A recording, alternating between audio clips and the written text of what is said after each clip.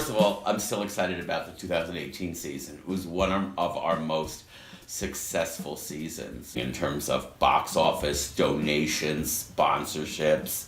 We ended the year better financially than EPAC has ever, in my 30-year history with EPAC, ended the year. So I'm very excited about that. Opening the 2019 season, we have more sponsorships already than we've ever had in our history at this time. I'm very excited art-wise because there's some really good shows coming up. It's very representative of EPAC's eclecticism. All different types of shows, everything from classic American comedies to contemporary musicals to ultra-contemporary plays. So I'm excited about the diversity again. I'm excited about the energy. I find that the best plays that work at EPAC celebrate the space in terms of the audience being on three sides, so basically almost theater in the round, and so close to the action. But when EPAC first got its rep, when it first started, we would do things that were hot off the press. One of our things was to represent what was happening in the theater scene, what was happening in the living arts now. Last year, I think Fun Home and Hedwig were really, really wonderful because nobody else would do them, and we brought it to a new audience. But then on the flip side of that, though, West Side Story, I had no idea. It literally was one of the biggest hits we've ever had, and it was definitely the biggest hit of last year in terms of box office. I never would have saw that coming. You do something with heart, you do something without cynicism, you direct something with your heart in it. You have to say what is relevant about this today. Well, we opened our season with a Kid for Kids show, which has become the event.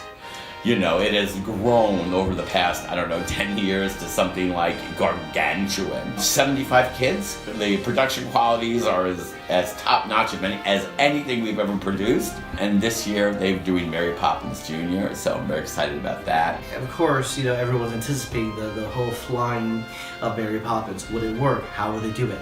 Well, you just have to wait and see what happens. It's really wonderful to watch these kids do these shows and knowing that's the future. The Humans is hot off Broadway. It is a naturalistic Broadway show that won the Tony. It is a new play by one of the top playwrights. It also is very relevant to, it's about a middle-class family getting together on Thanksgiving. It's about the plight of the middle class right now, and especially now, today, wow, it's about the tensions, the family, the dreams, the American dream, what happened to the American dream, what families are today, what is a family, how families are today, how they relate. It's really exciting. It reminds me of when we did August County. It's modern contemporary plays, so it's a sample of what right off the press, what the playwrights are writing now, what's considered great American playwriting in our day, in this time right now.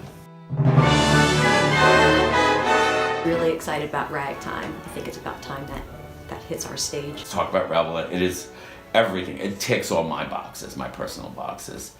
It is epic. It is historical, being a history buff. It's about America at the turn of the century. It's about us as a people. It's a celebration and an indictment at the same time. The best and worst of this country. The music of Ragtime is, I think, one of the best scores ever written. And I went to see, I remember going to it on Broadway, the first production with my beloved friend Pat Cowder, and we're sitting there. She was weeping and I was weeping. I was just awed by the spectacle of it. The title, We Can't Say, that was like, of course, when a play comes out with the bleak with the hat, I was like, I gotta read this play. I love it. I fell in love with it. Again, it's a play about addiction. It's a play about love, a certain class of people trying to find the meaning of their life in a world full of addiction. And so basically it's about addiction and love. And so we have a big addiction problem in this country.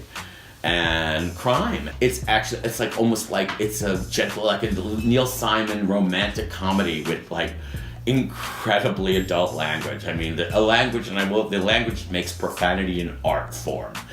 Truly. It's just like beautifully written cuss words. And that's how people are. That's how this class of people are. It doesn't lie. This is how they talk. This is how these people talk. This is how they live. This is how they think. But underneath all that might scare people. They're human beings, and they want the same thing everybody else wants. Pippin goes sort of like modern classic, I would say, at this point. People love Pippin. It's sort of like a coming-of-age story. Pippin is one of my favorite shows. I think the music is beautiful. Pippin is great. That's a soundtrack I can play from beginning to end over and over and over again. It's really this existential Brechtian musical. It's a fun show. The music is fun. It's a fun show. It's always fun to conceptualize. So we haven't even started on that. But, and I'm working with Ponce on Pippin, and I know that's so up her line. And it's good, it's sexy, it's a real EPAC show, and I think in our space it's gonna look really good because it is an interactive show. There's no fourth wall in Pippin. It's about the audience.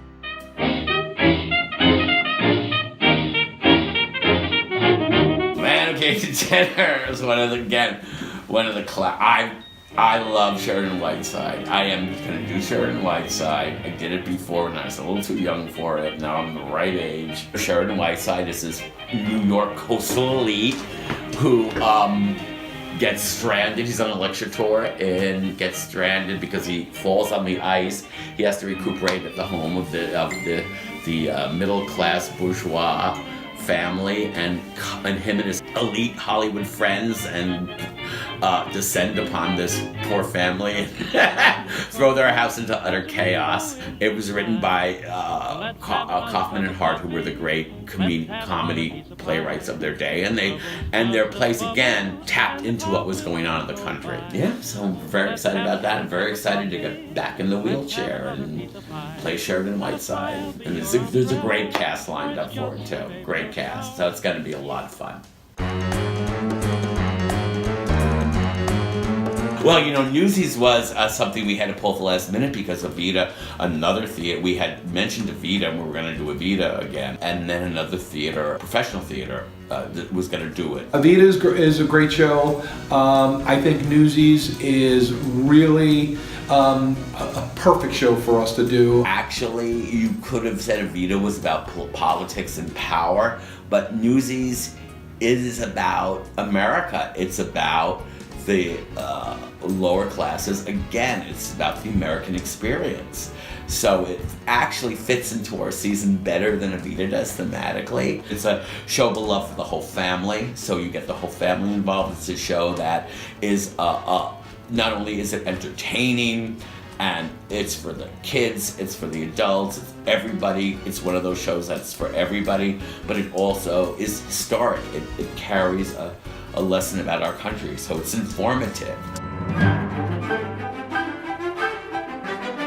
My Fair Lady is definitely golden age of book musical theater, and it is a cloud. We've never done it, and I've got every song on My Fair Lady is a hit. Every song is a hit. Class structure. It's about trying to better yourself, trying to be who you are, trying to reach the dream.